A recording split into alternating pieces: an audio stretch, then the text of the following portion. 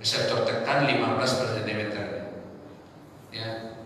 Adapun reseptor nyeri 200 per cm. Assalamualaikum warahmatullahi wabarakatuh.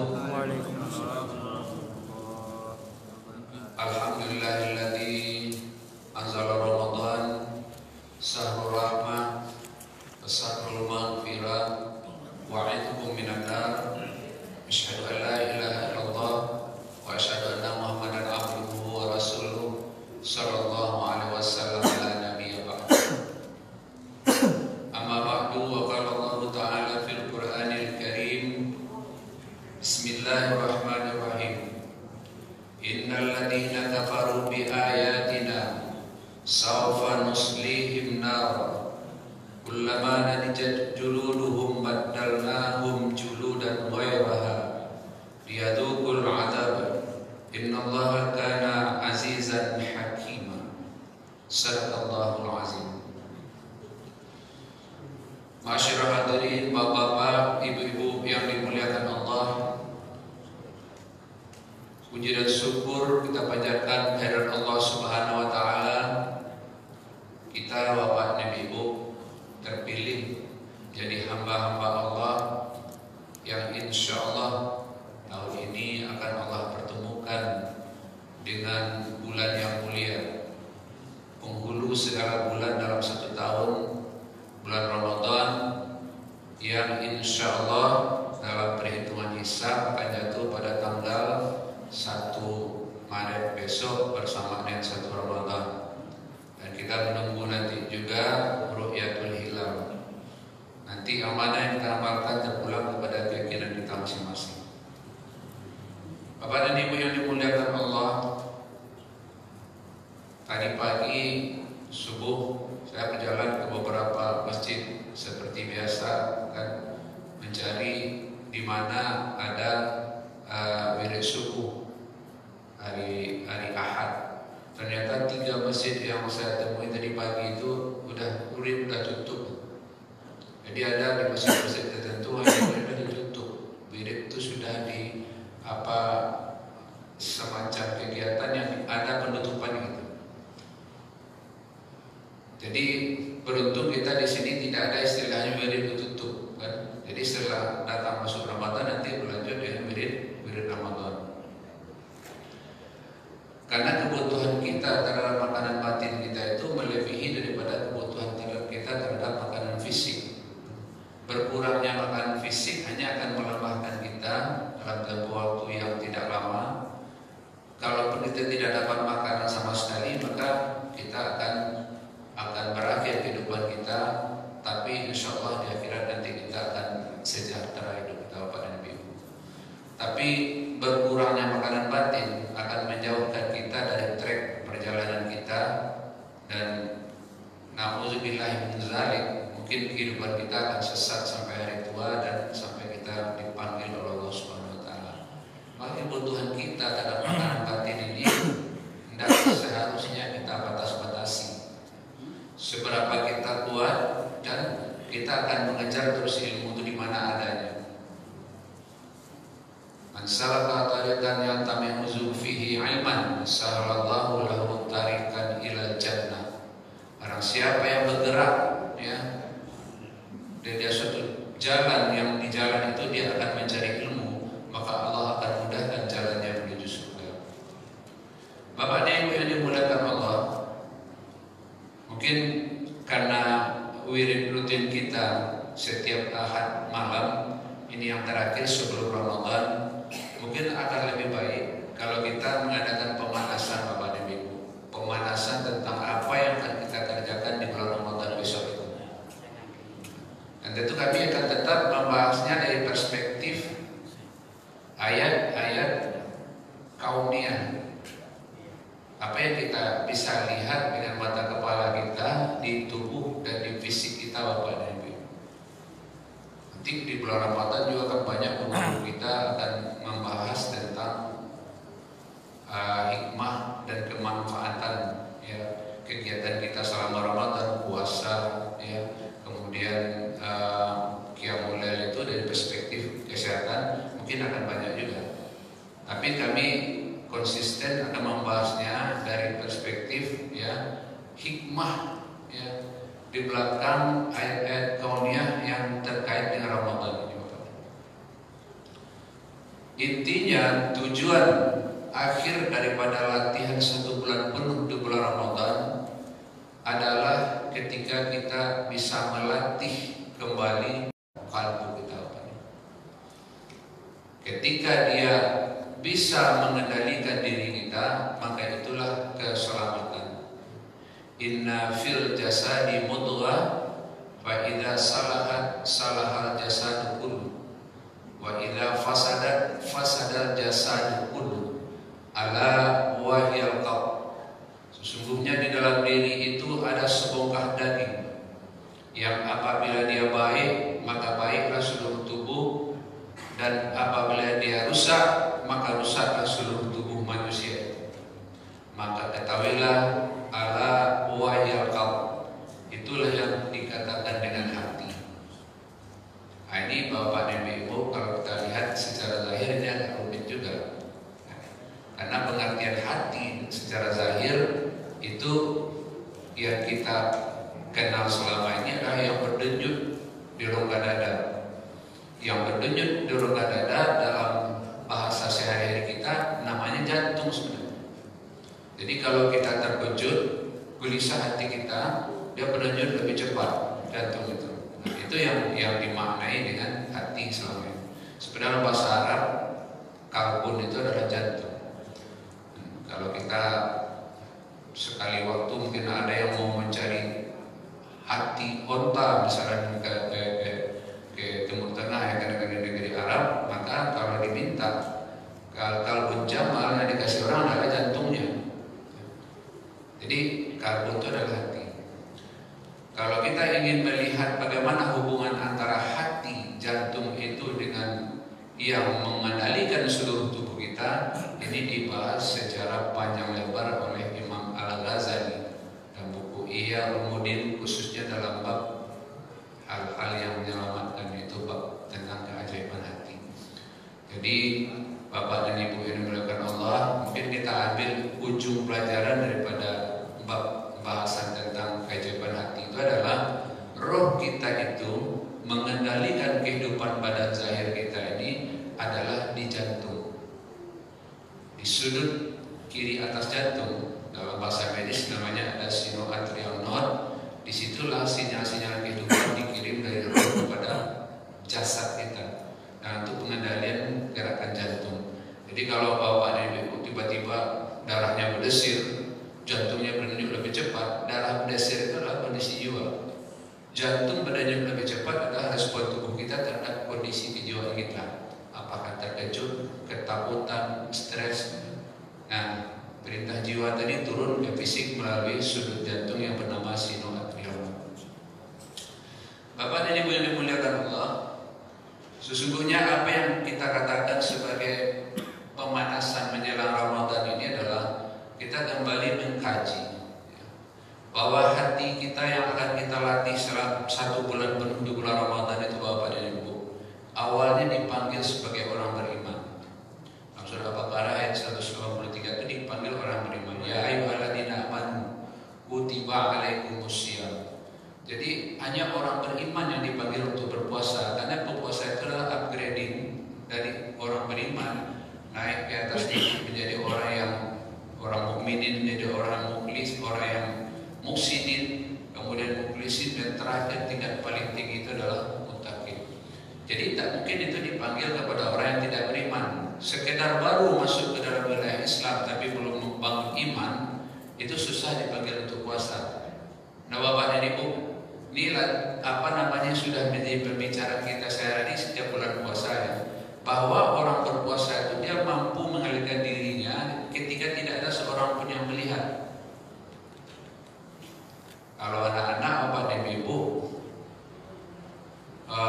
puasa balik papan, kurang telinganya makan. Kalau orang puasa kan tidak begitu Bapak dan Ibu. Tidak ada puasa balik papan kan. Di saat yang paling sepi sekalipun, tidak ada orang sekalipun, setetes air tidak berani kita masukkan ke mulut kita. Artinya apa? Kita menguatkan kemampuan kita kontrol diri. Ujungnya nanti apa? Ujungnya kalau melakukan hal-hal yang halal kita dilatih 1 bulan penuh dan kita mampu, maka pastilah untuk hal-hal yang haram kita juga seharusnya lebih mampu.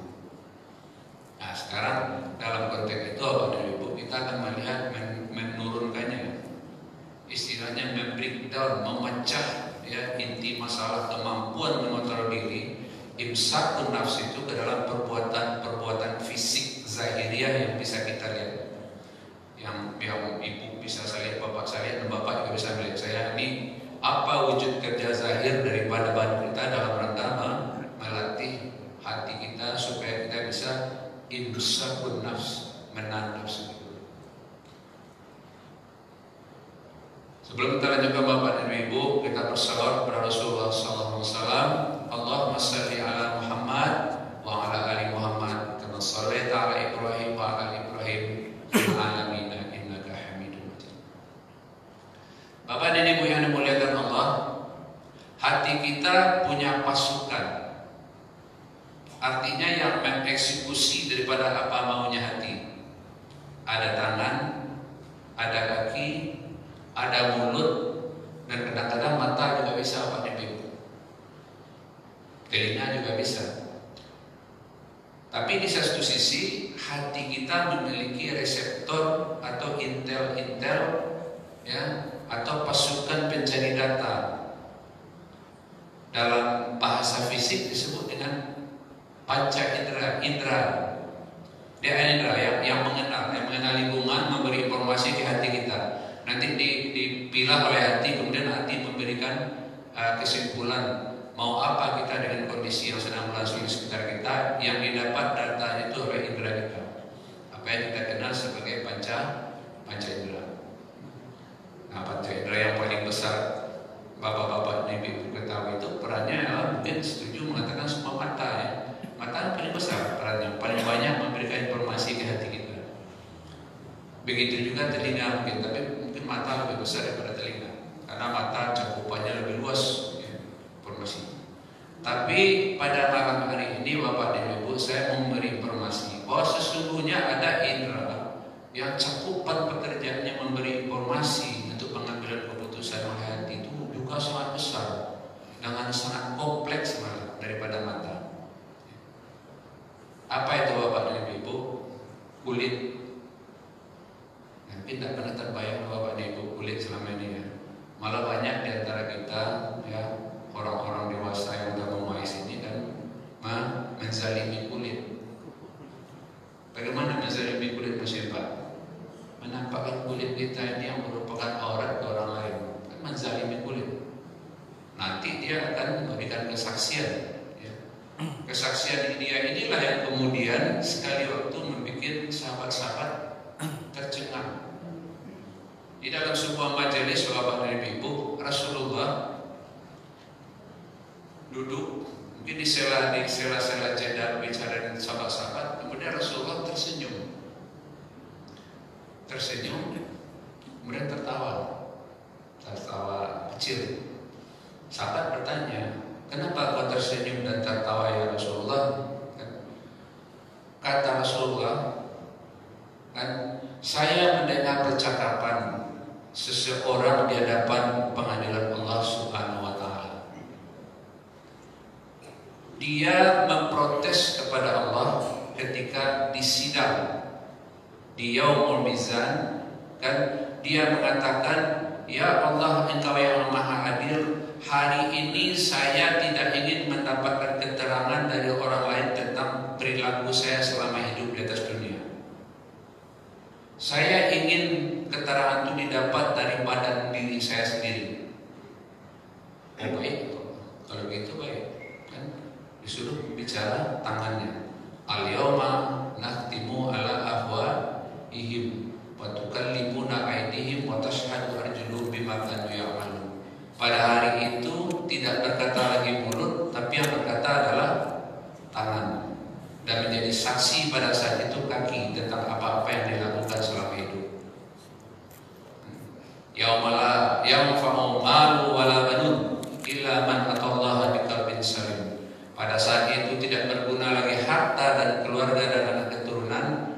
yang bernilai pada saat itu hanyalah orang yang kembali dengan hati yang selamat. Inna sam'a wal basara wal fuada kullu ulaika kana anhu mas'ula. Sesungguhnya pendengaran, penglihatan dan hati pada saat itu akan dipersoalkan. Semua akan memberikan penjelasan. Tidak perlu orang lain, tidak perlu saksi yang lain, Bapak dan Ibu. Pada saat itu yang jadi saksi adalah diri kita sendiri. Kemudian apa yang terjadi? Kan ini memprotes kepada Allah. Kan selama dunia kerja protes saja, Bapak dan Ibu. Di pengadilan dunia kan sudah dibawa saksi banyak, kan? Keterangan saksi itu sudah dibawa sumpah, tapi tetap tidak mau mengaku bahwa dia melakukan kesalahan itu. Ada Pak yang orang seperti itu, Pak Berzaid? Ada 7 saksi mengatakan bahwa memang saya melihat kata saksi itu dia memberikan uang subuh ke saya, tapi tetap dia tidak mau. Nggak ada itu fitnah semua. Tapi nanti di pengadilan Qadi Rabbul Jalil yang akan bicara itu bukan orang lain. Nggak diminta pun diri kita yang berbicara langsung kepada itu.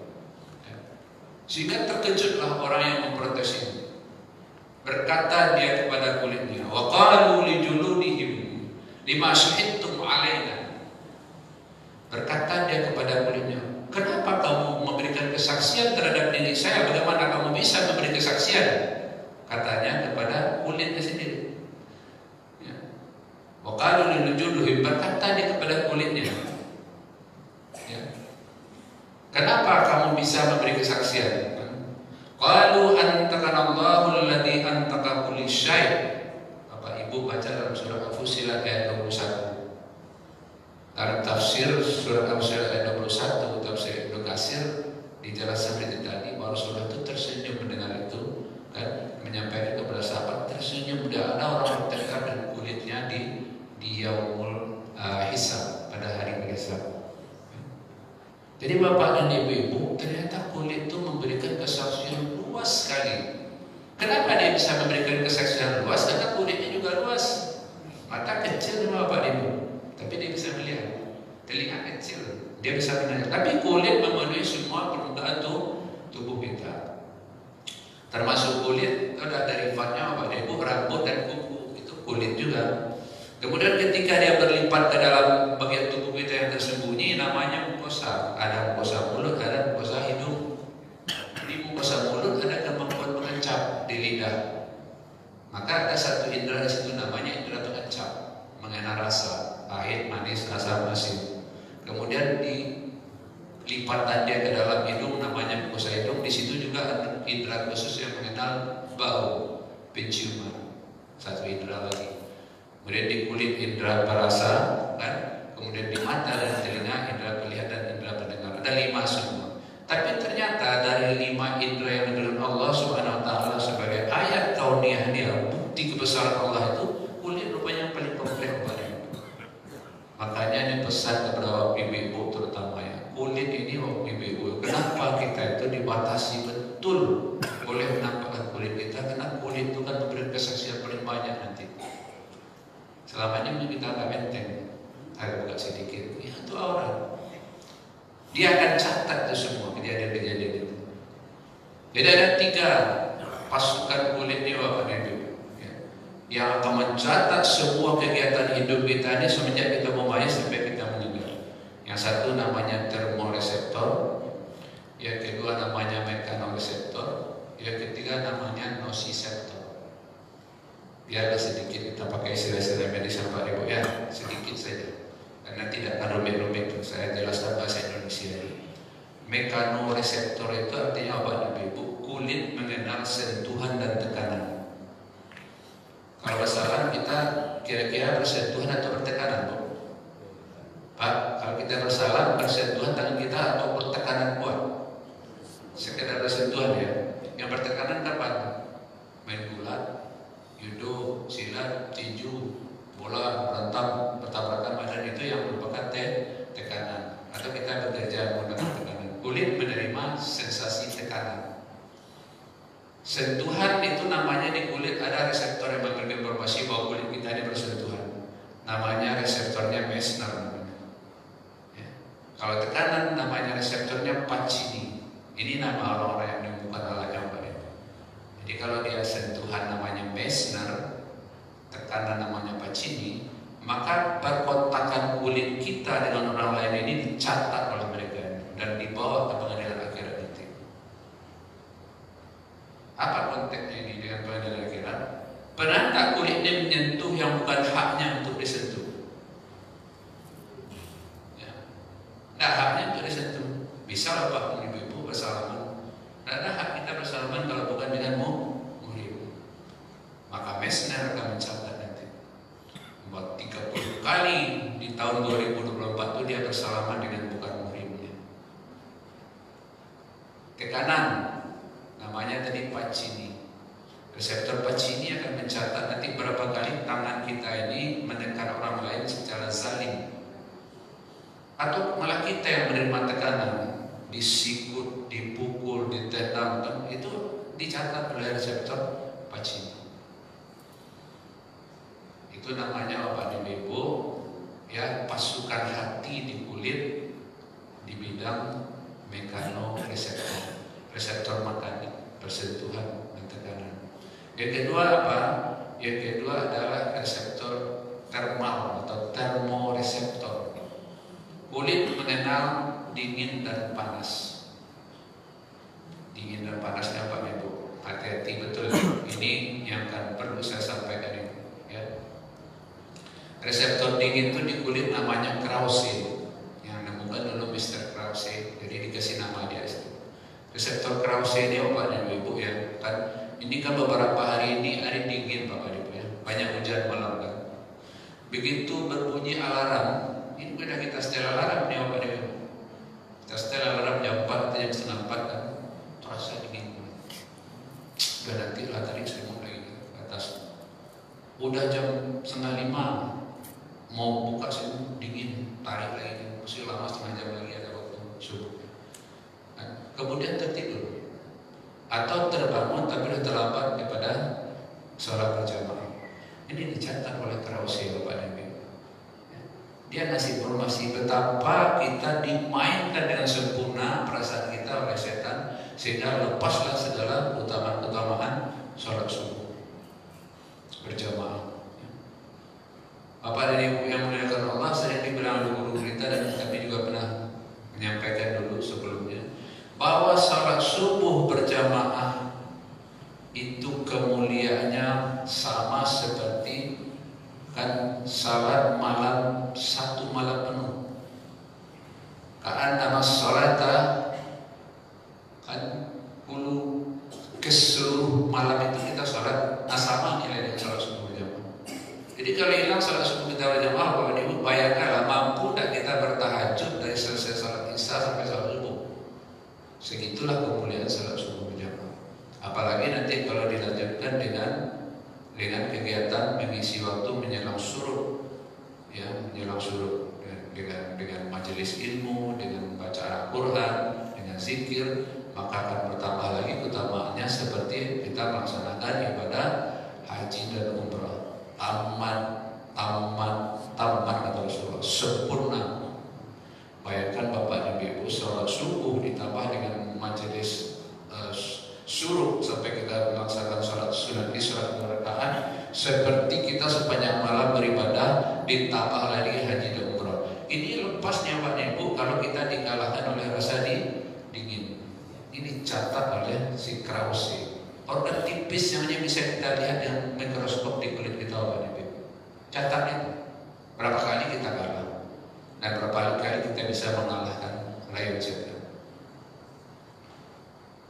Panas lagi.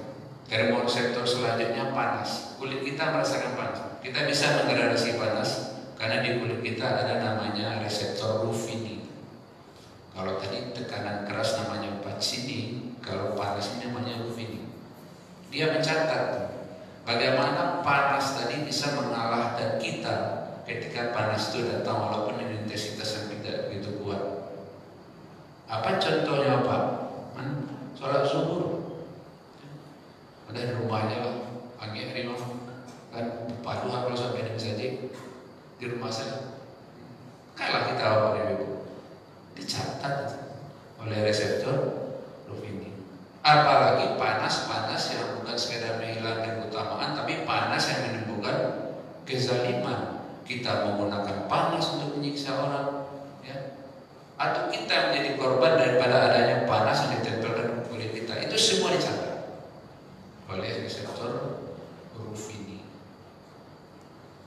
Dan yang terakhir Bapak dan Ibu, reseptor besar di kulit itu adalah reseptor untuk rasa nyeri, atau disebut dengan nociceptor, reseptor untuk rasa nyeri.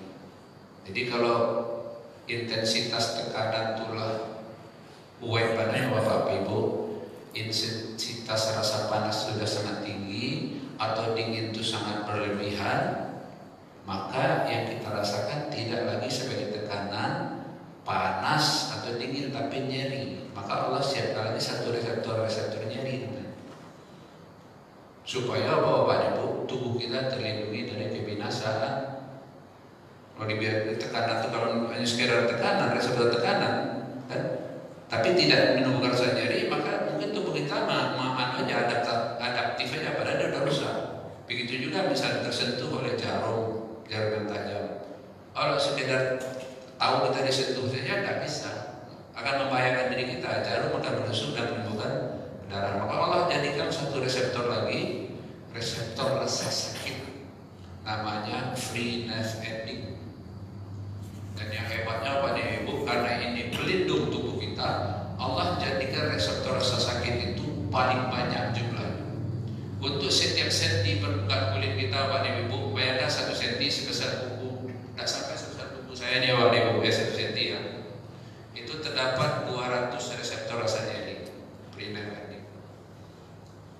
Dan untuk mekanoreseptor hanya 15. Jadi reseptor sentuh 15 per sentimeternya, reseptor tekan 15 per sentimeternya. Ya. Adapun reseptor nyeri 200 per sentimeter. Boleh dikatakan kalau kita lihat dengan mata kepala saja tanpa menggunakan mikroskop, semua permukaan tubuh kita itu ada reseptor rasa nyeri. Makanya Bapak Ibu jangan pernah coba-coba mengatakan, kan, saya udah kebal di permukaan kulit saya ditusuk bagian tertentu cuma yang sakit, yang lain tidak. Coba tusuk yang jauh, betul. Kalau ada bagian yang tidak sakit, kalau ada bagian yang tidak sakit, berarti sudah boleh mengalami polineurotis. Artinya mungkin tanda-tanda dia. Tapi kalau kita sehat, dimanapun kita tusuk dengan jarum betul pasti sakit. Saking rapatnya Allah jadikan reseptor rasa sakit untuk melindungi tubuh kita dari kebinasaan kerusakan. Dan untuk reseptor panas, Allah hanya jadikan 6 reseptor per sentimeter tubuh. Reseptor dingin hanya 1 per sentimeter tubuh. Jadi nampak kita akan bahwa Allah jadikan itu dengan segala hikmahnya.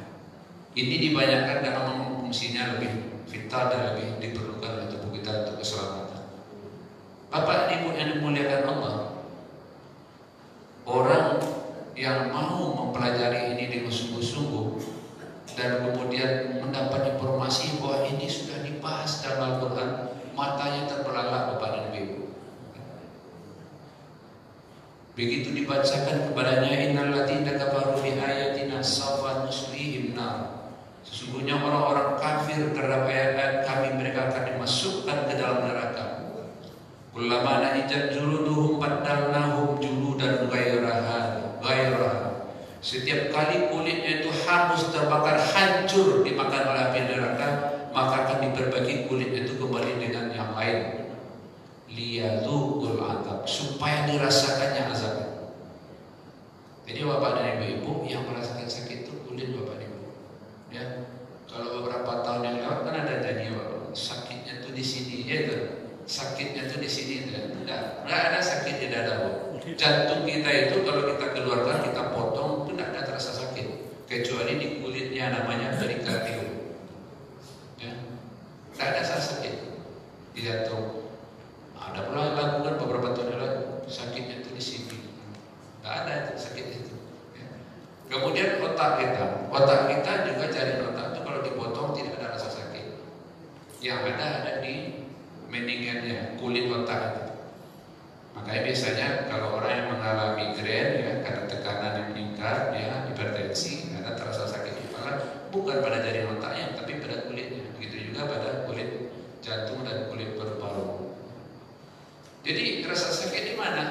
dikulit dan dikulit. Sudah kulit kita ini semua. Maka Allah katakan, kullama najijat juluduhum, setiap kali hancur kulitnya dalam neraka, badalnahum juludan ghairaha. Allah ganti dengan kulit yang lain, liyadzuqul azab, supaya dirasakan betul pedihnya neraka yang selama ini didustai.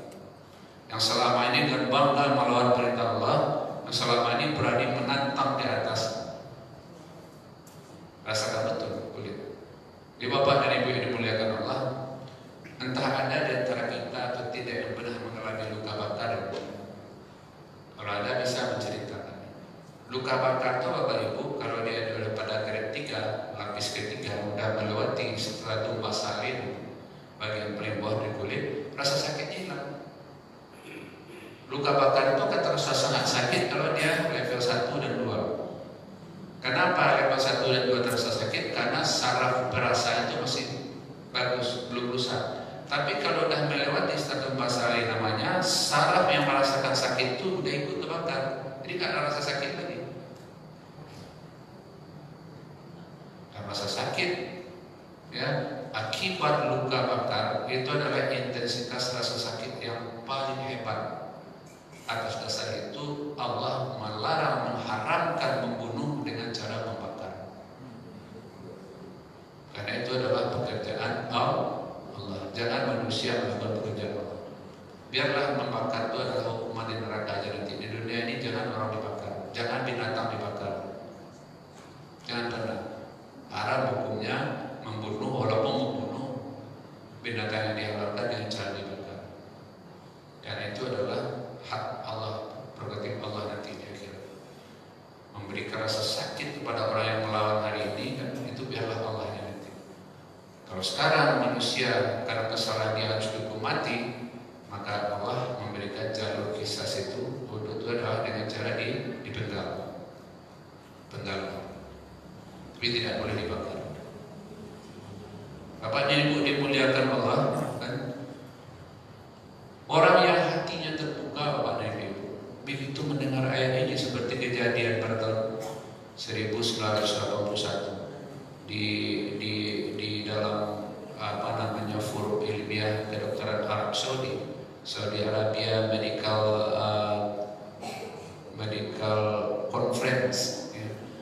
Itu peserta-peserta di luar negeri itu sering oleh para mahasiswa kedokteran itu dikasih PR bagaimana pendapat Anda tentang ayat Al-Quran ini dalam kaitan dengan kedokteran. Satu di antaranya adalah Profesor Tegatat Tejasen dari Bangkok, Bapak Ibu, tetangga kita dari Thailand. Profesor Tejasen ini dia ahli klinikal anatomi, pernah menjadi dia pendidik di University of Chulalongkorn di Bangkok, pernah jadi dekan juga di Chiang Mai, kota bagian utara Thailand. Dikerjailah sama masyarakat kedokteran di Arab Saudi. Pada saat kongres itu ditanya, bagaimana pendapat Anda Profesor Tejasen, ya, tentang ayat surat An-Nisa ayat 56. Bapak Ibu lihat nanti surat An-Nisa ayat 56, ya. Innal ladzina kafaru bi ayatina sawfa nuslihim nar. Orang yang kufur, orang-orang kafir kepada ayat kami kemudian masuk ke dalam neraka, kullama nanjat juluduhum badalnahum juludan ghairaha. Maka setiap kali hancur kulitnya, maka diganti kembali kulit itu, ya, dengan yang lain, liyadzuqul azab.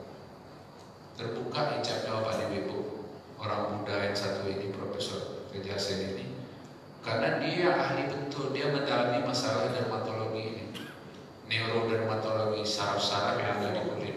Dia pakarnya di Thailand. Rupanya memang rasa sakit itu ada di kulit. Itu bidang ilmu dia. Al-Quran sudah membahas itu kira-kira 15 abad sebelum ada temuan-temuan ilmiah yang menggunakan mikroskop elektron untuk melihat struktur-struktur yang halus. Maka di tahun kedua dia mengikuti kongres itu, kemudian dia mengucapkan syahadat. Jadi Bapak dan Ibu, apa yang kita tuju di pembahasan ini adalah bahwa kulit itu ternyata dia menyimpan rahasia kehidupan kita yang lebih besar daripada indera-indera yang lain.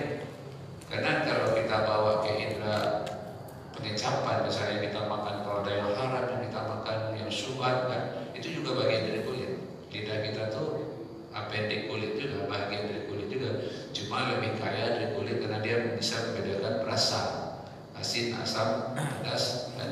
Tapi pada saat yang sama lidah juga mengenal rasa, lidah juga mengenal panas, dingin, sentuh dan tekan, juga nyeri.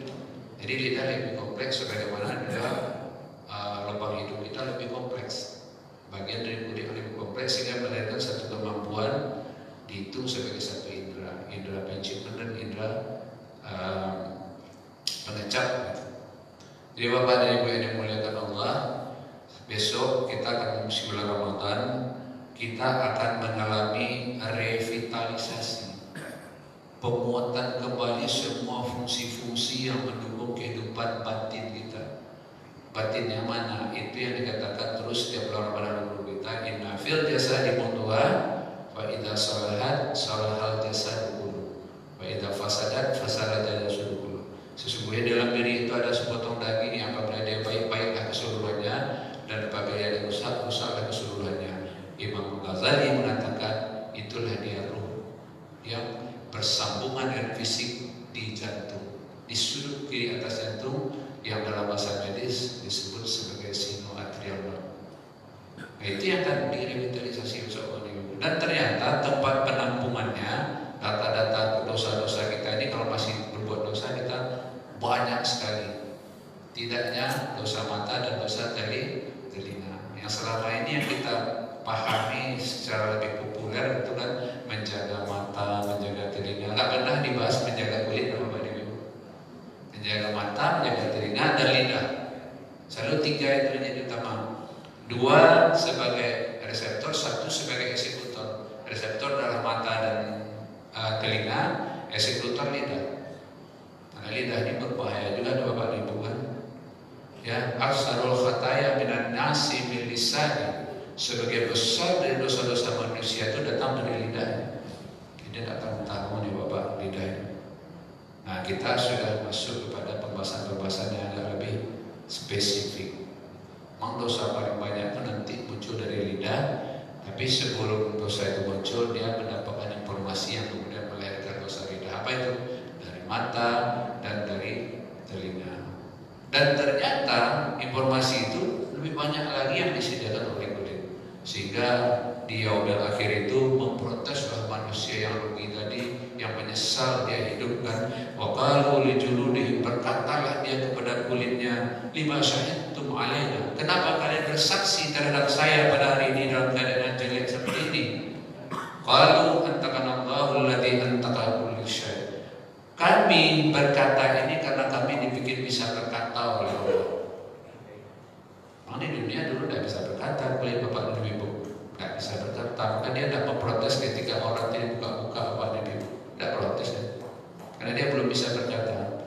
Tapi nanti di akhirat dia akan berkata dan memberi kesaksian, dan kesaksiannya itu sangat banyak sekali. Seperti kita bahas tadi Bapak dan Ibu, ada masalah sentuhan, bersalaman dengan bukan murid, ya, atau yang lebih dari itu. Kan banyak yang tersentuh yang lebih dari itu Bapak dan Ibu, ya.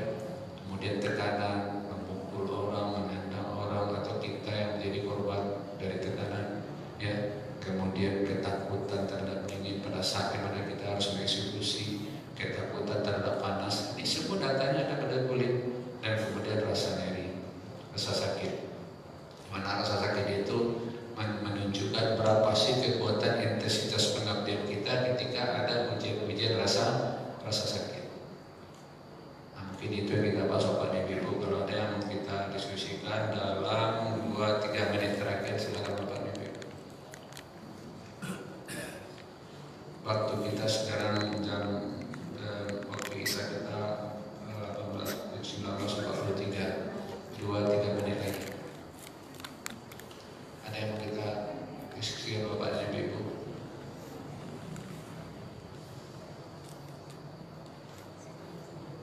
Nanti kalau yang menyangkut dengan ibadah-ibadah yang utama, Bapak dan Ibu, kita tunggu guru-guru kita yang ahli ibadah menjelaskan nanti.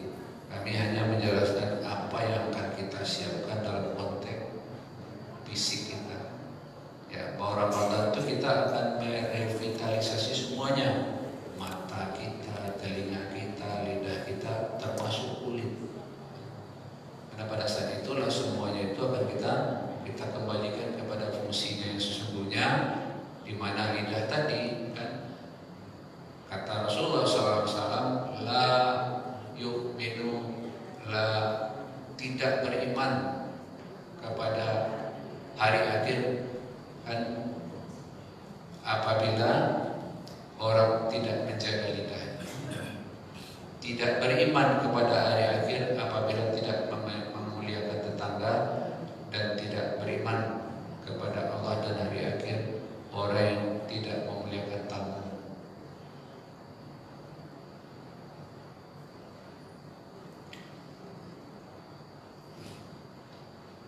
Ada Bapak dan Ibu yang kita menyaksikan. Mungkin kalau untuk latihannya nanti lain sekali waktu lagi kita bahas bagaimana melatihnya, ya, memaksimalkan fungsi kulit. Karena ternyata di kulit itu selama ini tidak menjadi perhatian dalam pembahasan. Dia menyimpan rahasia yang banyak sekali yang nanti akan dipaparkannya di yaumul hisab, dan dia menyimpan rahasia paling banyak.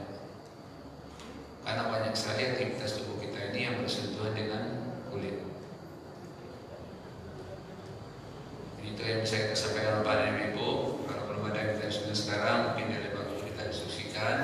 Moga-moga apa yang kita sampaikan pada malam hari ini, wirid pekanan terakhir kita setiap Ahad malam, diberkahi Allah Subhanahu Wa Taala, dijadikan amal ibadah dan bekal kita pemanasan menjelang masuk Ramadan, sehingga besok pada saat hari-hari latihan itu datang, kita bisa mendapatkan kesempatan merevitalisasi dan kita hidup naik kelas setidak-tidaknya setingkat Bapak Ibu, setingkat dari mukmin menjadi apa? Menjadi muslim. Wa isan, kata seorang tamu kepada Rasulullah SAW pada saat Rasulullah duduk bersama teman-teman sahabat-sahabatnya, dan anta budallah dan ka'inaka tarahu fa'ilam takun tarahu fa'innahu yarak. Jadi ada seorang tamu datang kepada Rasulullah, duduk di depan Rasulullah, memegang paha Rasulullah, mau bertanya. Setelah dijawab Rasulullah, ihsan itu adalah orang yang dia menyembah Allah seolah-olah dia melihat Allah. Kalau dia tidak mampu, maka dia sadar bahwa Allah sepenuhnya melihat dia. Dalam bahasa sehari-hari kita, Bapak dan Ibu, kita merasa sekeliling kita ada CCTV. Dan itu yang akan terjadi selama Ramadan. Kan kita tidak punya CCTV semua di rumah, tapi tidak ada seorang pun yang berani memasukkan air 1 sendok teh mulut kan. Artinya kita melatih diri kita berada dalam lingkungan CCTV. Dan CCTV itulah yang kemudian kita lahirkan di dalam diri kita. Apa itu? Mata, telinga, kulit. Itu disebut dengan dalam bahasa manajerialnya namanya pengawasan fungsional. Nanti ada lagi pengawasan melekat. Kalau kita dalam bahasa agama, pengawasan malaikat. Dalam bahasa manajemen, pengawasan melekat, atasan yang mengawasi. Kalau pengawasan fungsional, diri masing-masing. Nah, diri masing-masing yang tadi itu apa itu? Ya, mata, telinga, dan kulit. Jadi itu yang saya sampaikan kepada Ibu. Bahwa ada manfaatnya bagi kita bersama. Wabillahi taufiq wal hidayah. Assalamualaikum warahmatullahi wabarakatuh.